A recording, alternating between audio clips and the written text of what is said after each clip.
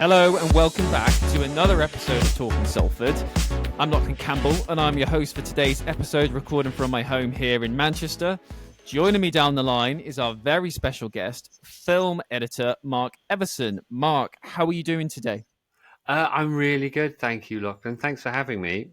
It's an absolute pleasure to have you with us. Now, over the near half dozen episodes we've put out of Talking Salford, we've had some truly inspirational people on who've previously called Salford home. Mark absolutely fits into that category as a renowned film editor who has taken his editing skills to the very heights of Hollywood. Just as an intro for him then, so Mark, you started your journey in Great Yarmouth as a young teenager who loved watching classic comedies on TV. He then made the journey to Salford to study media production on a 2-year course from 1995. Through a chance connection with the course, Mark then landed his first role in the industry through the editing firm Subners, where he worked alongside fellow Salford grad and current film editing lecturer Ian Wilson. He later moved down to London to pursue more editing work and started working on more comedies. And a landmark moment came when he was approached to edit the cult hit series The Mighty Boosh, after meeting director Paul King, and then Mark took over editing responsibilities for Channel 4's hit comedy Peep Show, editing series 3, 4, and 6, with the team winning a BAFTA in 2008. Paul became a key collaborator for Mark going forward, as he went on to edit King's first directorial feature, Bunny and the Bull, Matt Lucas and David Walliams' hit mockumentary series Come Fly With Me for the BBC, and then the internationally acclaimed Paddington in 2014. Mark returned to edit the follow-up Paddington 2 in 2017 and also held the editing pen on the Alan Partridge film, Dora the Explorer, and Everybody's Talking About Jamie in recent years. And last year, his most recent project with Paul, Wonka, starring Timothée Chalamet, was released in cinemas. So, Mark, it's a pleasure to have you with us today. You've clearly had a very storied career in the world of editing, and it's great to be able to get the chance to tell your story. But I want to start at the very beginning, if we may. When you first started playing around with a camera, did you envisage that this was something that was going to be the career that it's gone on to become for you back then? No, not at all. Well, yeah, as you mentioned earlier, I grew up in Great Yarmouth, which, if you don't know it, is kind of almost the most easterly point of the country. We can't even claim to be the most easterly point. Lowestoft is, so it's just a little way up the coast from Lowestoft. Um, I didn't know anybody in TV or film, and I didn't know anybody who knew anybody who was in TV or film, because there just wasn't a lot of it about in Norfolk. And I think, the only things that were getting made when I grew up, there was a children's TV series called Nightmare that was filmed locally. That was quite a big deal. And there was Anglia News, and that was about it. So I grew up not really thinking it was an option, but my dad, he didn't, it wasn't a present. He just got a video camera one Christmas to film our summer holidays. And then I just used it to make films with my friends, generally sort of murdering each other or just silly, funny stuff. And then these sort of narrative things got longer and longer, and I kind of made a murder mystery with my friends for my GCSE, for a GCSE art project. And yeah, at the time, like, other people weren't really, you weren't able to, I guess it wasn't democratized as much. These cameras were expensive. Not everybody had them. You can shoot things on your phone now, and it's a lot easier to sort of have access to this kind of thing. So I was just editing in camera. So you would just, for people who don't know what that is, you just take a shot, you press record, you turn it off record, you move to the next position. So, you move from a wide to singles. And sometimes the editing was a bit shonky because you had to work out the pre-roll and all that kind of thing. So I've still got those sort of wonky edits in my, you couldn't really revise things. It was onto the tape, and you built it as you went. So yeah, my ambitions were low because it was just a thing I liked to do, and it was a bit of fun. And, you couldn't really even go, certainly in Great Yarmouth, all of my friends went to the sixth form or the FE, and there was no means to do filmmaking there. And the media courses were all sort of written media courses. But yeah, I decided that that's what I wanted to pursue, or, I just thought, what do I want to do at college? I want to make more films. So I branched out all the way to Norwich, which was like a bus ride and a train and then another bus to the college. So it's quite felt like quite the commute then. It's not, Mm. looking back on it, it's not as bad, but it was much more of a commute than all my friends. So then I went there and I was doing radio, a bit of printed media, and filmmaking. And they had an edit suite there, and I would, you had to book edit time, but really it was not. People weren't really queuing around the block. You could get your edit time whenever you want. So I used to live in there, editing things, and it was a two machine linear edit suite where you had to preview. But you had it was I loved it, and it was Yeah. great fun. And yeah, and the next step was Salford, really, because I just wanted to keep making. I just wanted to keep making things, and I mean, even at college, I don't think I ever seriously thought it would be a career. I mean, I think my attitude was at least I'll do what I want to do now, Mm. even if I end up having to give it up, and even if it falls flat on its face. I just didn't really want to pick the safe option, I guess, that would definitely lead to a job. So yeah, I was just chasing my own interest without really a plan or any real confidence that it would lead to anything. Because as I said, I still didn't know anybody in the industry or knew anyone who knew anyone who was in the industry. And when I moved to like, I scoured the all the there was nothing online at that point. You went to this Mm. room that had all the prospectuses of all the universities around the country, looking at all these media courses, and Salford just boasted equipment, cameras, edit suites, and a really sort of highly practical course. I really didn't want to go away and just write dissertations on filmmaking or what have you. I just wanted to make things, edit things, shoot things.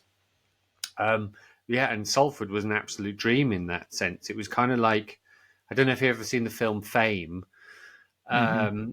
the performing arts, because you had all these, you had dancers, there was media. Like, I don't know what the setup is now, but in one building it was, media performance, music. So there was jazz musicians, performers, and the canteen was really noisy because you had all these drama students standing on the table, being extroverts, and yeah, you could spot the drama performers. And so you had all of this kind of inspiring creatives around, and you just were making videos all the time with your friends and making radio. Gosh, that's quite a comprehensive look back there, Mark, and you really have painted a unique picture there about what it was like, particularly in the old Adelphi building, which is a building which has no longer been in use for many years for us now. But it's a fantastic picture. Just having a bunch of creatives kind of milling around, kind of vibing off each other, being able to access this equipment, which our students this day still get access to a lot of the high end kind of production equipment, and we're very lucky to have a campus on Media City, which provides students with access to aspirational workplaces that are literally right next door. So, is there any big memories in terms of any films you made or any kind of key like work you did as a student at Salford that jumps to mind at all? Um, yeah, I mean, I think they were always kind of like I was trying to. I mean, I really sort of fell in love with editing while I was there, and Mm. I think there's a real buzz in sort of conceiving an idea, shooting it, and then editing it. Which I guess I sort of, when I started to, leaping forward, when I started to edit other people's stuff, you feel like, oh, I think I really liked editing my own stuff, actually. Mm. So there's a real sort of unique buzz about seeing that come together. Yeah, I've had some, I've still got them somewhere. I think I've put them on YouTube. But yeah, videos with, I did an amazing fight sequence, if I say so myself, with Ian Wilson. Um, there was no real story to it. I just wanted to film a fight sequence Okay. Yeah. where the music just kept changing as well, which was really good fun. What other things can I think of? And there was, yeah, I mean, the interesting thing was we also, like, Peter Kay was in the performance course in the same equivalent year. So I Oh, remember okay. that they would do all these showcases And I remember seeing Peter do. I mean, they always say Peter's first live performance was at the Frog and Bucket, but it was in a Salford uh, media performance showcase where he did a whole stand up thing where he had different VHS compilations of title sequences that he would just riff on, and just funny old title sequences from things from the 70s. And then he did some other stand up, and I remember speaking to him there saying, wow, you've got a real skill for this. Have you done it? How much of this stand up have you done? He's like, I haven't done any. So I sort of became friends with Peter, and then weirdly he took exactly the same act and was doing it on Sunday afternoon television like a few years later. Mm. So it was seeing these, and then the drama media performance would put on different productions, and like obviously Peter was an incredible actor, and I think they did the government inspector, and he had the central role, and and I mean, he's he was as good then as he is now, so he's an incredible talent. Um, yeah, and it's just really that sort of camaraderie and the being around like-minded people. You know what I mean? You just really feel like, hey, Yeah, yeah. these are my people. There's, they've all been drawn to the same thing, and yeah, it's just very. And you would just be helping out on other people's projects. They would need an actor, and I'm not an actor, but you end up, everybody ends up in everyone's projects, and it was just Yeah. really, that sort of cross pollination and just free, fun, and creative, and yeah, they were the best times. I absolutely adored my time at Salford, and just everything about it. It was so much fun. I think it's fascinating that you've been able to name check there one of the university's most famous alumni as someone that you just happened to see their first ever comedy live performance there, Mark. That's definitely Yeah. What definitely a you have you claim heard to of name. him? I think Peter is, yeah, he's a fantastic, I think, role model for many students, I think, particularly from the northwest that want to work in comedy or are interested in comedy. I think it's great for the uni to kind of have that, and also great for us to have someone like yourself who was at the same time, and clearly there was a hotbed of creativity boiling around Salford around Mm. that time. He was the guy you didn't notice was the really odd thing. He was very, very Mm, talented, but like I said about there's it's full of extroverts standing on tables.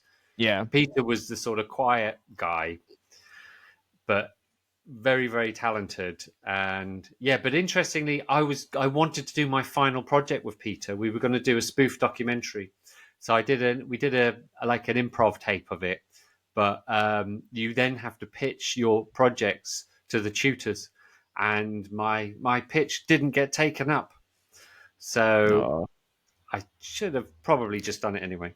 what could have been, eh? Yeah, Yeah, exactly. I could yeah. have ruined Peter's career. He might not have been anybody. Well, I mean, we'll never know, will we? I think one thing I want to talk to you about, Mark, is then when it came to then leaving, I guess that hotbed of creativity, when it came to actually getting out in the industry, this was a while ago, so I guess things have very much changed now, haven't they? But how was it then to kind of be able to strike out on your own and start to build a career in editing? I think at the Salford era, I wasn't thinking, hey, I'm going to come out of here, rock into a job editing. So, I still had no plan, no Mm, idea whether I'd get a job. And at least at this point, you feel, oh, I'm a bit closer to a world where people work in television, and Manchester to me felt like a much bigger metropolis. Norwich was my sort of closest city, but Manchester had a lot more of its own culture, identity. It had Granada, it had the BBC, it had regular output and shows I recognised, and a sort of lineage through the years. Um, just a really strong identity, both in drama, comedy, um, just every, just everything. So it's exciting. I definitely felt like I was one step closer to being able to get in. But again, I never had a plan. I didn't know what I would do. So I'm pretty unprepared, really. Um, so yeah, I mean, when I get up to finishing, I didn't really have a plan. So I left college, went back to my summer job, and it was halfway through. I think it was towards the end of the summer. yeah, sort of about nowish in the year. And I think I was doing the P and B season at Birdseye, and I was about to go into Sprouts, which, if you know your produce, you'll know what time of year that is. And I got a call from Ian Wilson, and I was literally in the Birdseye canteen, and they had a little phone box in the corner. And I think the person, yeah, like the woman who used to the cook there answered the phone box, and it was like, Mark, it's for you. And then so I'm in this big canteen full of people in blue overalls and these little blue hats, which is what you wore at Birdseye. This was my summer job I kept going back to. But, it was going to get beyond the summer, and the students were going to leave, and it was going to, change slightly. And then Ian said, do you want to come and be an assistant in Salford at Sumner's, which is where he had got a job. Yeah. So I think, so I think my lecturer at the time, Leslie, her husband was an editor, a documentary editor, Dave Reynolds, really good editor, really nice guy. And unbeknownst to me, the Andrew Sumners would talk to Dave and say, does Leslie have any, are there any good students who are sort of good in post that would be likely candidates to, join the company? And I think I was like probably the third or fourth choice out of my course. I think Ian was the first because he was always the best editor on the course. Then Alison Wood. And then I think she left there and went to work somewhere else. Maybe some other people. I don't know how low on the list I was. But anyway, they worked their way down to me. And then I quit Birdseye and moved straight back to Manchester to join. And there was, in this facility, there was only really factual entertainment. So it was documentaries, songs of praise, magazine shows. And then this was the era of sort of one-off docs, whereas everything's got to be a series now. But there were loads of one-off docs, single episodes on one subject. But then you also had lots of strands that were a series of one-off docs, all on the with similar themes, which really you don't. Yeah, I don't. I mean, there's not the equivalent on streamers. It was a very sort of terrestrial idea that you would have these series that were very loosely connected and essentially a series of one-offs. So and they also did Sky Sports items. So so I guess I was spotted for my enthusiasm for editing, but then you go to work at facility and you suddenly realize you're in catering because all you're doing is making tea, going to get people sandwiches, and then you think, I've had 2 years of making films and now I'm not doing anything. I'm just making sandwiches and doing the digitizing. And of course, this was a time where all the Avids were standalone and with their standalone drives. So you had to digitize when the editor wasn't on the edit suite. So consequently, you were basically nocturnal. And there was I invented the night shift by just getting bored of staying in all night on a Monday. So they had edit suites and they needed somebody to operate them. So...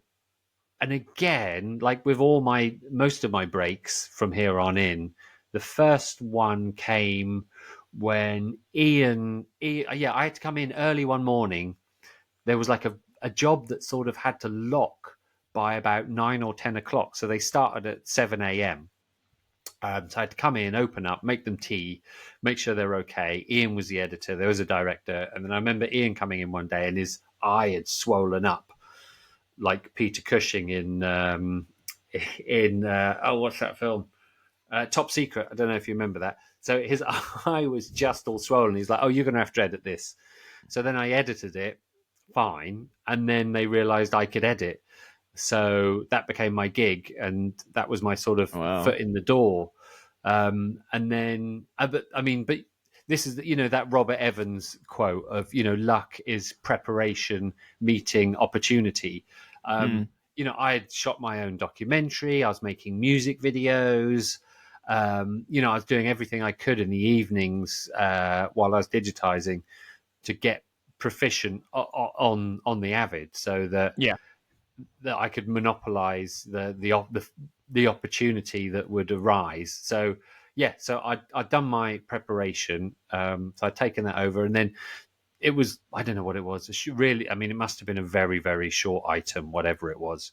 And then they let you loose on Sky Sports items, a very, very basic, very quick turnaround. Um, and then you slowly work up the durations. And it was really handy that they did magazine shows because they consisted of lots of small items. So you'd get to do an item, and then build on that. Really, then you would do your first sort of 15-minute thing. Then, oh, are you ready? Maybe you're ready for a half hour, so you do an hour, and then you'd build up to an hour, and then they would really start to kind of trust you, really. So yeah, that was, it was sort of the first year I was a sort of junior editor assistant. No, I was made sort of an assistant and doing items. By the sort of second year I was there, I was a sort of junior editor, and by the third year I was sort of editing full time, which is really quick, and it was ever decreasing returns for everybody behind me. Do you know what I mean? Everything took a year longer, and then the people behind them took a bit longer. So it was sort of brutal, really hard work, but it was a fast track. So I was very lucky in that sense. And after 3 years, I just decided to move to London. But yeah, I was doing factual. I'd grown up watching movies and loving comedy, and in fairness, my mum loved documentaries, and I just remember growing up thinking, oh no, not real stuff. Do we have to watch a documentary? So like, it wasn't my love, and I have an enormous respect for documentaries, and you can't beat a good documentary, and but it wasn't like my dream. You know what I mean? But it's what was available, and I was very, very happy and really enjoyed what I was doing. It was great, and it was great to make progress. But the thing is, I mean, one of the reasons I moved to London was I felt like Manchester was, and this is at the time, and I think it was not inaccurate, but it's a very, very small hub, and they had a bunch of great editors, and I think, if anybody called up looking for an editor, I think they would have gone down this list of 10 of the top editors in Manchester. It was, can I have them? Can I have them? And I think I sort of naively thought, well, I can't cope with them. I can't compete with them. Why don't I just go to London? And of course, I would have built up my own clients, and like it would have been fine. But I remember thinking, oh, this is a bit more of a closed shop, I think. And I don't know why. I just thought, I'm going to move to London. And I didn't think moving to London I was going to get a break into scripted or comedy or film or whatever. Because at that time it hadn't exploded. I think I might have just wanted a change of scene. Certainly Manchester wasn't the same without all my student friends there. Like, I had such a good time, and you build up such a good crowd, and I think I thought, okay, let's move on, really. So yeah, so it was the Christmas of 1999. I just thought, okay, let's go. And then it turned 2000, and then I sort of started to put the plan together to move to London. It proved to be really beneficial for you in the long run, didn't it, making this big move down? And one person I guess I want to introduce at this point is Paul King, because he obviously became such a massive influence on your career and in terms of the work you went on to do, particularly over the last 10, 15 years. So can you talk to me a bit about how you met Paul and what were you doing at the time, and then how it led to them working on the Boosh and stuff like Peep Show?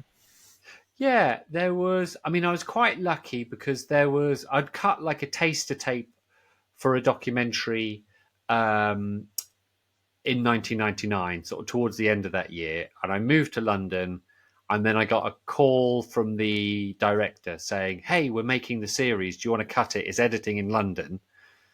So I don't know. Everything was pointing the right way, and I was like, "Oh, okay, great. Yeah, I'm in London as it happens." So I moved work was plentiful. I got an agent in London. It just, I never stopped working, and it was all in docs, and I was having a great time. But I do remember watching the series Spaced and thinking, "Oh my God, how do I edit this? That's what I want to do. Look at this amazingly directed, amazingly edited comic TV show that was so warm, so funny, so like if I look back at a barometer of maybe how I was feeling about my career, and I loved what I was doing, and I was really lucky, and I was editing really nice docs and longer ones, and it was getting exciting because there was sort of drama recon and all those kind of things. So I had about 6 more years in London of editing docs, and they were getting better and better, and I loved them. But there was yes, and then I get a call, and to be honest, I think I'd always made it very clear that I wanted to do funny stuff, because I tried to make jokes in the in the documentary sometimes, and I'd certainly try and cut together funny reels. So I sort of made it obvious I'd like to do that kind of thing, Yeah. and I certainly were certainly like word had been put round, I think. So one day I got a call saying, "Oh, as there's an editor has gone ill. They're cutting a what was it? I think it was a comedy pilot. Mark, do you want to cut? They need somebody tomorrow." So I was like, "Yeah, okay." So I went in to cut this pilot. Weirdly, I mean, it had Olivia Colman in it, Steve Edge, maybe David Mitchell. This wasn't the final cast. Maybe Matt King. I can't remember, but it was like a sketch show pilot, and I sort of stood in. So again, I have another editor's illness to thank for my break. And then I didn't know what the hell I was doing. I'd never cut drama before, but I guess I was quick. I'm a quick editor. And I'd spent years watching comedy. I'd loved comedy.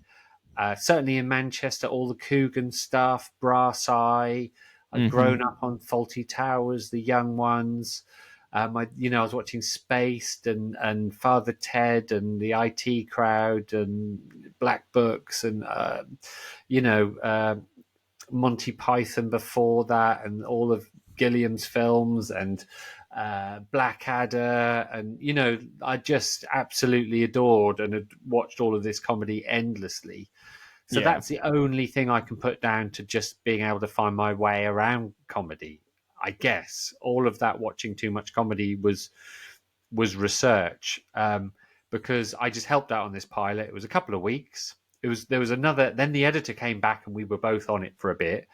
And it was for Objective, and Phil Clark was the producer, and Phil Clark had produced so many amazing comedies, and I remember picking his brains because he was a producer on the very controversial episode of Brass Eye, and many other things.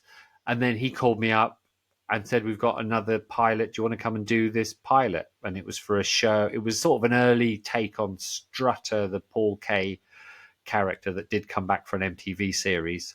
And then the third thing he offered me was to cut Peep Show Series 3. It sounds like a big deal now, but really nobody kind of knew it. It was like really super culty, late Friday night. I think it was on.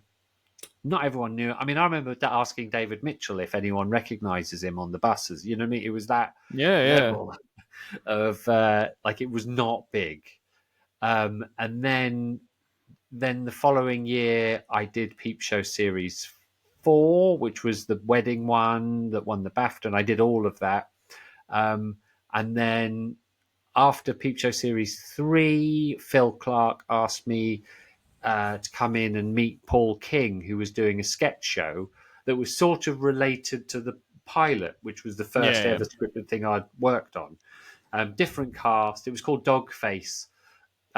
Different cast. Olivia wasn't in it anymore. I can't remember what changed around.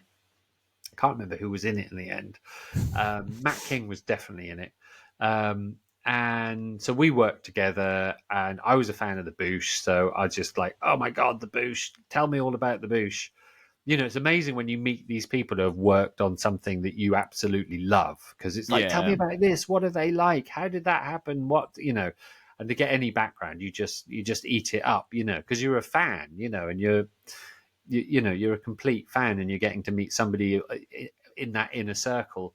Mm. Um, and then it was literally the following summer.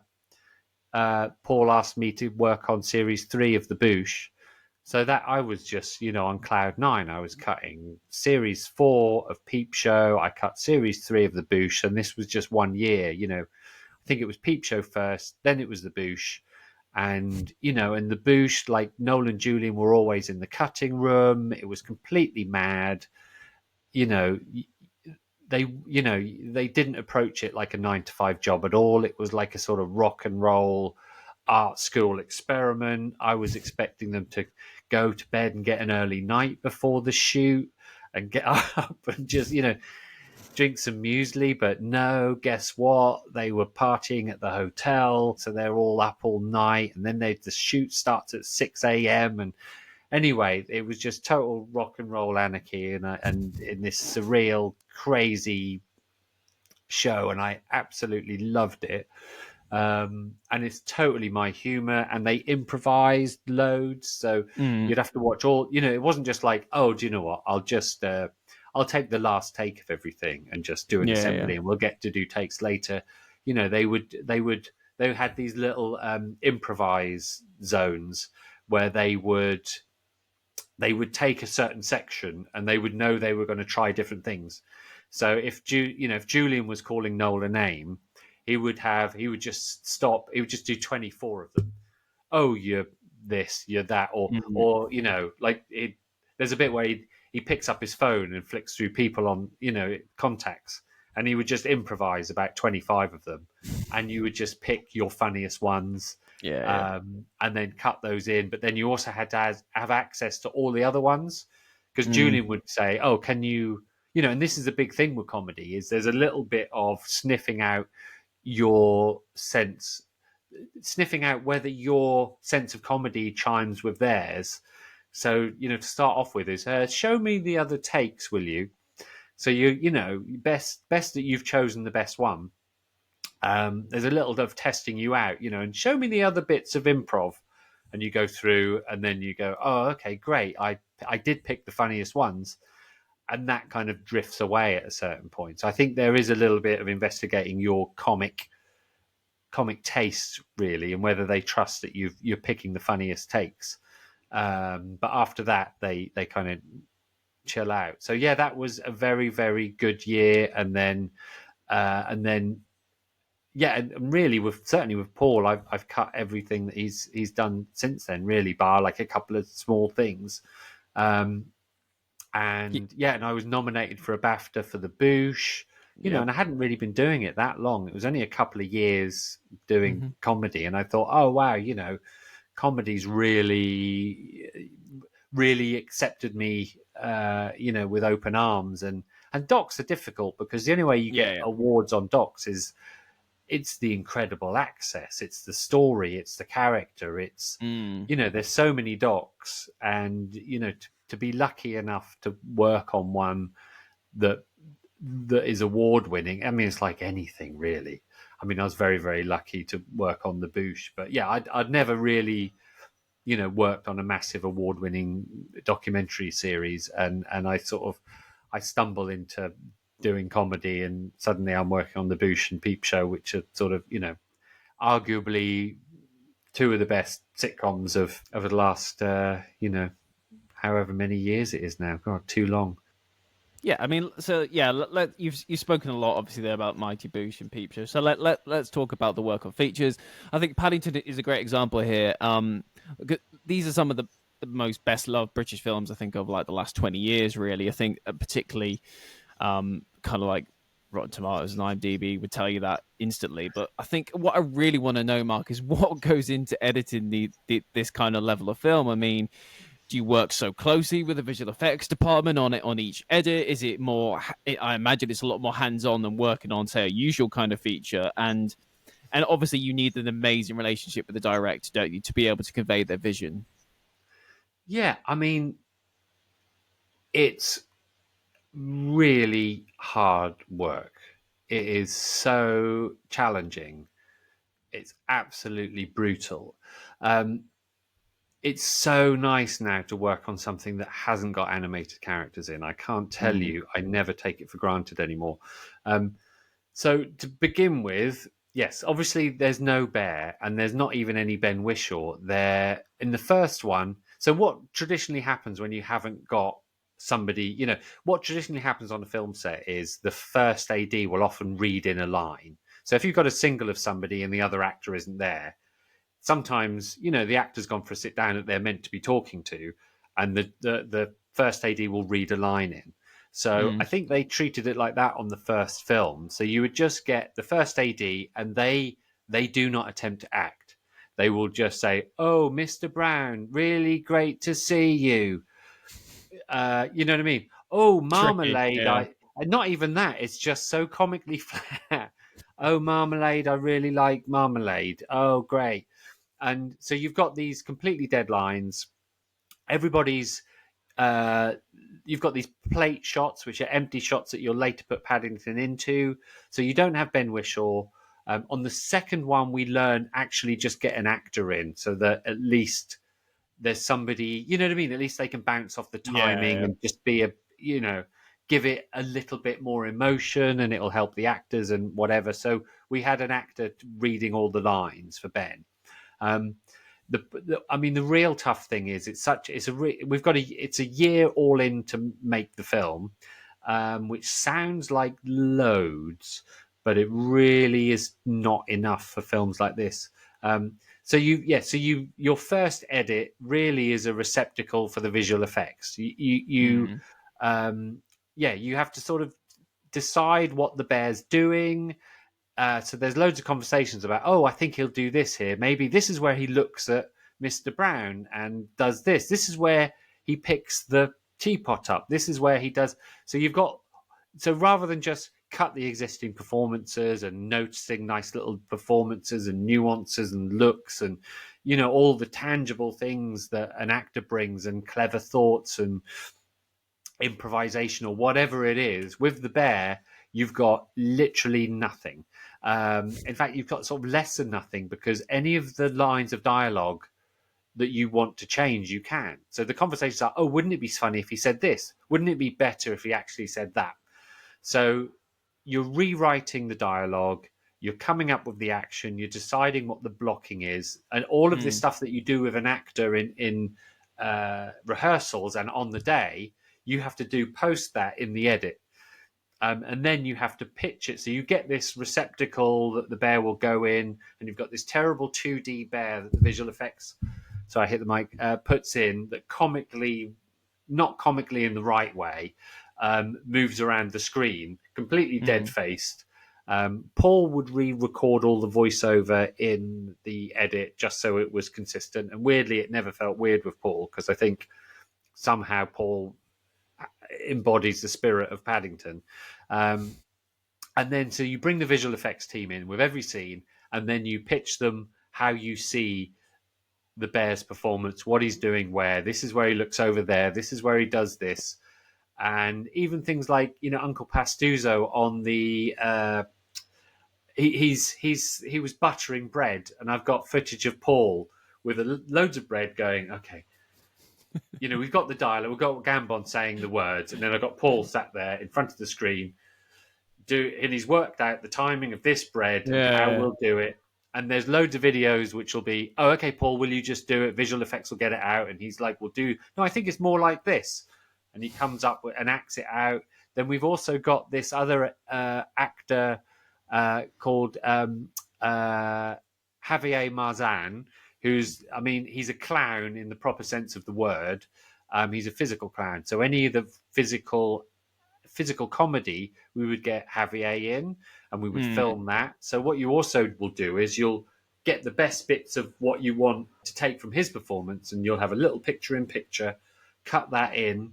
And this is before even Ben's recorded the dialogue. There's a later period where you bring the dialogue in, and then we'll sometimes film Ben. So they've got Ben's reference, they've got Javier's reference, sometimes pictures of Paul. The animators will sometimes do their own. All animators sit with a mirror quite often, and they look at their own faces and bring that to it. Okay, And feel like lovely little moments. Animators will come up with just something really sweet that you never asked for, but that is lovely. So you hand over this, that's the first stage. And then over about 3 months, you keep going to these visual effects reviews and say, oh no, wouldn't it be good if he did this? No, that's not right. And through endless criticisms, it slowly builds this performance up. And because it's a really long period, there's times for you, imagine you're looking at this thing twice a week for 3 months. You suddenly will have an epiphany that, oh, wait a minute, he should really say this. Oh, why doesn't he do that? So there's loads of things like the coin in the ear will come up with much later. And, I can pitch a joke and a line or whatever. I think there was or a different way of doing things. And so all these ideas just keep coming in, and all the good ideas stick. And that's why it's just so full of ideas, and why it's so playful is because you can just keep adding it. It's really hard work. It's really relentless. It makes so much work. And as the visual effects house deliver these different levels of animation, to start off with, there's no footfalls. He's just a floating bear. It looks creepy.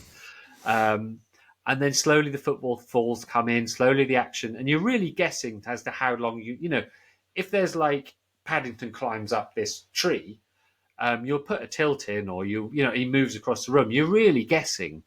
And sometimes you need double that. Sometimes when they animate it, it's half that. So it's really edit intensive, because as they deliver it, you're constantly changing the cut. So it drives you mad. Normally with a film, you go home at the end of the night, come back the next day, and it's the same as it was yesterday. With a visual effects movie like this, it has all changed. The rhythms change, the footfalls come in, it's suddenly different. And you go to a visual effects review and you come out and you've got a million notes, say, shave a second off this, add 12 frames to that. Yeah. So it's the whole film's constantly changing, which is really difficult. Yeah, it's a very close relationship with Paul, and being an editor is very much like, a lot of it's about diplomacy and knowing, because sometimes a director might not want your opinion to a certain degree, and might not really want you to talk in visual effects reviews, maybe. Yeah. Whereas Paul is very open and with everybody, and the free flow of ideas. So in the visual effects reviews, I'm saying exactly what I think, and it's going into the animation, and I feel very included. But also, I'm in these visual effects reviews and not editing. And as the really challenging thing is, as more visual effects are turned over, your day becomes more and more filled with visual effects reviews. And towards the end, you've got 8 hours a day in visual effects reviews. And then you're like, well, when are we going to do the editing? And, that's inevitably all night. And I think we never even entertained the idea that it was going to be any good. I mean, we really, really didn't. And it was such a shock when everybody loved it. We didn't realize it was going to be that well liked, or like I said, whether it was any good at all. Yeah. Because the animation slowly develops. The first watch of the film is terrible because it's really early animation. There's no soul to the creature. The voice isn't in it, so it looks really. It looks like it might be really terrible. So you're really quite hard on it. You really work the structure and the pace. And, I think it's weirdly why they become so good is because they're so basic to begin with. I think you interrogate them enormously. And the other thing is, you never, like, the first time you see the finished film is at the premiere. Like, you just haven't seen it. Like, you'll see it in the mix. But the first time you've seen it with an audience, because the last test screening, there's still I mean, you have to explain it to the audience and cut a little video together that you'll see different iterations of the bear. All Sometimes he right. just Okay. looks Yeah. like he's made of clay. Sometimes he's got dead eyes. He's not talking. There's all these different stages, and when you show an audience, they're of real people. They just get bumped out, and they can't laugh at something that's funny if the bear animation isn't finished. So you never feel like you've ever felt the played the film at its full strength. That's really So you interesting. don't know what that is, and then Yeah. when it's finally finished, you'd start to realize it might actually be pretty good. I think one thing then that would be good to then talk about is kind of going from that experience, which is heavily dominated by an animated bear, to I guess Wonka a few years ago when you were editing that, which was um, an exploration of color. I think it's when I watched that film, I felt like it was a real feast for the senses. It's a great story. So many, I think, of Paul's kind of key narrative elements are thrown into that film. And if you talk to me about the editing process for that, because that was quite interesting, wasn't it? Because that was over the pandemic, so obviously there was a hurdles to overcome in relation to that one, and that turned out to be quite a long edit for you, didn't it? Uh, yeah, it did because I think it slipped. Like everybody got COVID. I didn't get COVID. Paul, I don't think got COVID. Everybody, we got COVID later on. I don't think Paul got COVID. No, but everybody else got COVID at some point. Yeah. Cast members, DOP. Um, so we had these sort of big stoppages, but yeah, it meant that the shoot went over by quite a bit. I think the schedule was going to be. I mean, the idea was that we were shooting uh, leading up to one Christmas to be released the next one, and because we went over a bit, we just slipped all the way till the next Christmas. Because I think the Yeah. idea is this is going to be a Christmas movie, so we slipped to the next Christmas, which sounds. I mean, we didn't work right up until the deadline because on the Paddingtons we work right up till the deadline to the point where they have to get revoiced. And, like Zelensky was the voice of Paddington for the Ukraine.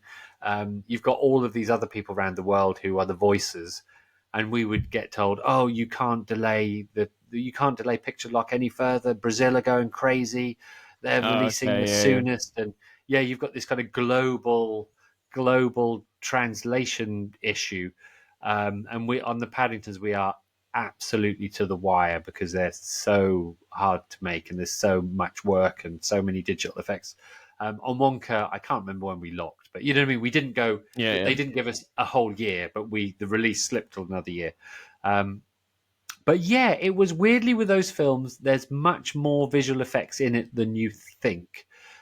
They made the most enormous set. They made this whole town square sort of two stories, and there's even a part of the set where there's a restaurant that's one story up with all tables and waiters and Mm. people in there. And it was complete 360. The Gallery Gourmet, obviously, you could go in it and had an interior as well. And the other ways didn't really carry on. But anything above those two stories were a lot of set extensions. So it made those visual effects. We had the Oompa Loompa in, not very much, but that was a um, very similar to Paddington in the sense that it wasn't. I mean, it literally wasn't just capturing Hugh and transposing him into Oompa Loompa form. They Mm. filmed the references, and we had to develop it much like Paddington, saying, "Oh, that expression, the look in his eyes, he needs to look here." And often the takes that you see of him are a combination of different takes, so they have to combine his action into one take, if you know what I mean. So Yeah. yeah, and it's a lot harder because the bear is hidden behind fur, and we know what Hugh Grant looks like, and we know how humans express themselves. So it was really hard, but effectively it's like a digital maquette animated with the reference of Hugh and his voice. Um, Animated. Yeah, it's not. Yeah. Yeah, not so much. Ping pong balls and all that kind of stuff. Um, so yeah, it was quite. There was a lot more visual effects in it than it seems. Um, the script was always terrific. We thought the script was amazing, and we just thought, oh my god, this could be incredible. The songs we loved. I mean, Neil Hannon did all the Oh, great music for the song. Divine Comedy, and it was trying to get his songs to really sound a bit as Divine Comedy as possible. And we had Joby Talbot doing the music, who weirdly used to be in the Divine Comedy, so he was kind of the perfect guy. And yeah, and Timothy Chalamet was just incredible. We had such an amazing cast. It was kind of the challenges with we had some pickups. The challenges with the film, and these things are, you always feel like, well, why aren't scripts perfect? Because there's always such a challenge with making films, and the problem is, I think the greatest minds don't spot these things in films, because otherwise all films would be incredible, and you just write the script and make it, and the edit is never. I mean, the final film is never the transcript of the Yeah. original writer's version. Like, they always evolve. A script is one thing, and a film is another. Hmm. And you see faults in a film in a way you can't spot them in a script, and you do your best, but there are always ways to improve things, and you just come up with ideas later, and what have you. And we had pickups on the Paddingtons, loads of pickups, small pickups, sometimes just one line. You just go, oh, Mr. Gruber really should say this here, and you get him on blue, and they'd make a plate, and we've got loads of little things like that. And Paul is the sort of master of this kind of patchwork of tiny pickups that just, clarify, Yeah. allow you to focus, make things funnier, help people's arcs and help things call back. So yeah, and it was just, Paul's world building is incredible, and again, weirdly, because there's so many visual effects in it. Like, when they dance on that roof is just incredible, but it's just them on wires on bits of blue, and you can just Yeah. go, and the thing is, you see them in the cut like that for ages, and you just think, oh yeah, I guess that'll be all right in the end. And then when they do the visual effects, and somehow they get shadows on the rooftop, and reflections in the glass, because they put little cameras down there to get the visuals for the reflections. Oh yeah, that was it. They had their digital doubles, so their reflections. They've had to get these digital versions of them to also do the same dance, and that's how they get the reflections in the glass. Wow. Which is incredible. Yeah, it was so long before the world was really complete. There were so many bits of blue. Like, you never play it to an audience with bits of blue in, but you just get a No. very rudimentary version of the world inserted. And you would, in early screenings, you play the Oompa Loompa, and people loved it. But once the animation sort of falls off a cliff and becomes really rough, people don't respond to it. But by the time the animation was finished, like, every scene with the Oompa Loompa just brought the house down. So again, it was quite late on before we had any screenings where the world was just complete, and you just feel Yeah. like, oh wow, I can't see the edges anymore. I can't see where where the Hollywood magic it needs to be inserted. And when it's just complete, you just feel this world, and it's incredible. So Mark, I want to kind of just ask two questions of you here, because it'd be really good to kind of get your take on this. So this is not necessarily about the films you worked on, but this is more, I guess, on stuff which I guess students, and I guess those that want to be a film editor, what really they should be knowing. Now, what kind of attributes do you think you need to be an editor in film? Because what you're describing there is just how frenetic and quite, I guess, at times maybe claustrophobic the working environment can be working in editing, but also what should, like, our students need to know now if they want to work in this industry? I think, I think with anything in this industry, I think I think just doing your best and being so enthusiasm and energy and positivity Mm-hmm. um, is just something you're going to need. Yeah. And I think that's whatever you're in. Nobody wants to be around an energy drainer or somebody who can't be bothered, Yeah. or if you haven't got enthusiasm for it, it's not for you.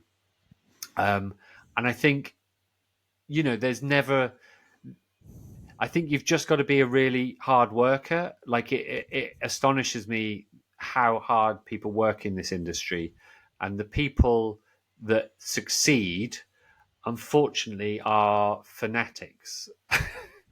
And they're and they burn the midnight oil, and they've watched every film there is, and I wouldn't call myself a fanatic, weirdly. Um, but I think there are degrees of it. You know what I mean? I think you've got to Yeah, love yeah, the industry, and you don't have to love all films. Like Edgar Wright hasn't seen Bambi, but he had seen loads and loads of weird English films from the '60s and this, and that's okay. You don't have to watch everything. Just watch the stuff you love. That's hmm okay.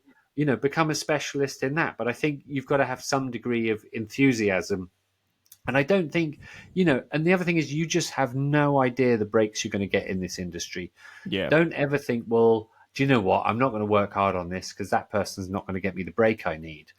You've got to throw yourself at absolutely every opportunity you have, or even if it's not an opportunity, even if it's just your stuff, or your college work or whatever. Don't think, well, I tell you what, I'll switch it on when it counts, because it's everybody's. I didn't realize I was being judged by my lecturer who might put me forward for a job. hmm You don't know who's judging you, and sometimes you feel like, oh, this is going to be my break, and you never work with that person again for no good like, you don't know where your breaks are coming from, so you've got to yeah, just give it your all, always. I think with editing, it's I think with college you have a certain deadline, and really maybe, I don't know how things are structured, but I certainly, when I was at college, you're your own judge of when to stop and when to carry on. And I think certainly with film, because you test it in front of audiences, and with TV less so, because it's pretty much, if everybody's happy who's worked on yeah. it, you move on. But yeah, there's a maddening degree of chasing perfection, and you've got to always be up for that. Really, you know what I mean? There's no, hmm you don't get to a certain point and it's tablets of stone and nobody's going to watch it, and nobody's going to change anything. You've got to be up for constant change and have the energy to keep sort of striving. But like I said before, a lot of, certainly being an editor, a lot of it is, I hear people describe it as, being a sort of counselor, psychologist, butler, as well as artist. You've got to judge how to say things. I know some, like Paul King, I could say, I don't like this, I think we should cut it. And Paul will just say, I think we should cut this, let's get rid of that. Like, he's got no emotional attachment to anything. He just wants the whole thing to be better. And I've worked with other directors before who I suggest, I think we should cut this bit. And they look mortally wounded, because it's a bit like you've said, this is rubbish and they failed, or so it's sort of gauging people emotionally, and knowing, everybody wants what's best, want the best product, the best Yeah. movie, the best whatever, and you hear all these things about artistic differences and what have you, and disagreements, and ultimately everybody wants what's best for a project, but people's opinions vary, and if yours varies from your director, you've got to be tactful about it, and there are ways of saying things, and in a weird way, the editor is like the head of department, hmm but you're working next to the director, the producer, the studio's looking at you, so you're sort of, you're uh, they can all fire you at any point. Yeah. So you feel like you're the head of a department, but it's one where you've got to be very diplomatic and savvy, and like I I weirdly, you don't meet a lot of editors on jobs because the job's gone. There's generally one editor, but over the years you meet more and more editors, and uh, they all have the same quality of being very personable, very humble, Yeah. very down to earth, easy to get on with. Don't take things to heart, and there's a, yeah, I think there might be, there's always exceptions, but there's a kind of personality type, really. Like, I don't think you can't. You've got to be very, very collaborative and open, and a team player, and all those kind of things. But I think it's it's you've got to kind of have endless patience. There's no point going, oh my god, what more changes? Because we're all striving to make things better. You know what I mean? And if there's a better idea around the corner and a better way to evolve it, and all of these films that you see, there's just so much work gone into them, which is, I've been very, very lucky to, not everything I've worked on's been an enormous success, but, every now and again, those films that totally bomb or everybody turns on them and just decides that they're the worst, they're a crime against filmmaking and that everybody involved's an idiot. These things happen now and again, and I just, nobody goes out to make a bad film. So insightful from you, Mark. Thank you for that. And so what we're going to wrap today with is we're going to do our Fast Five. So this is the section where these are quick fire questions, so a sentence for each question, please, if you can, where I'm just going to ask you a quick question, and it's the first thing that really jumps to your head. So the film that every film student should watch. Oh, Goodfellas. Okay. Fab. I'm interested to know the answer to this. And 12 Monkeys. And 12 Monkeys. Okay, fair enough. That's two. What did you prefer working on, Mighty Boosh or Peep Show? You're going to make me do one sentence. I love the anarchy of the Mighty Boosh. I'm working closely with the guys because it was just mad. And Peep Show, I loved the constant pitching of new voiceovers that were so funny, and I loved working with Robert Popper and Becky. You can't make me choose. It's like, which is my favourite child? Exactly, that's what I was going to say. It sounds like I'm There's asking two you to different pick your favourite kid there. And do you know what? I'd love to work on them both again. I really hope Noel and Julian. I think they will do a Peep Show one day, but this is more than a sentence. And Noel and Julian might get back together. I think it could happen. What's the best edited film you've ever seen? I loved Everything Everywhere All at Once. I appreciated. Oh, you're making me do one sentence again. I loved Everything Everywhere All at Once, although it was 10 minutes too long. Okay, there we go. And marmalade sandwich or a Wonka bar? Well, it depends what time of day, doesn't it? Okay, it's this time of day, which is lunchtime there. What would you prefer to have? I'll have a Wonka bar. You'll have a Wonka bar. Okay, and last one. Can you name 3 characters from your films that you've worked on that you would love to have dinner with? Oh, well, obviously Paddington. Obviously Wonka. Yep.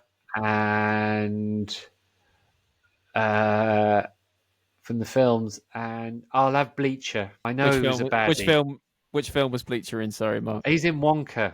In what? Oh, yeah. He was. Yeah, there was. He just always. He was a villain, but I kind of felt sorry for. There's a thing where it's like, but you grew up in a ditch, and then he looks like really heartbroken, like he really did grow up in a ditch. There's like a line from Olivia, and there's just these little bits where you just go, oh, he's not really. He looks like a brute, and he is sort of muscle, but actually, I think he's just misunderstood and quite gentle underneath. I think some of the comedy, particularly from him and Olivia in that film, was just great. Yeah, that's a very, very exciting dinner table set. Tom there. Davis, that's who played it, who is also seems really lovely. Lovely. Right, so that is going to bring us an end to today's episode. So a big thanks to you, Mark, for joining us today. Look, you can listen to all episodes of Talking Salford wherever you get your podcasts, or listen to this on YouTube as well. So we'll see you next time.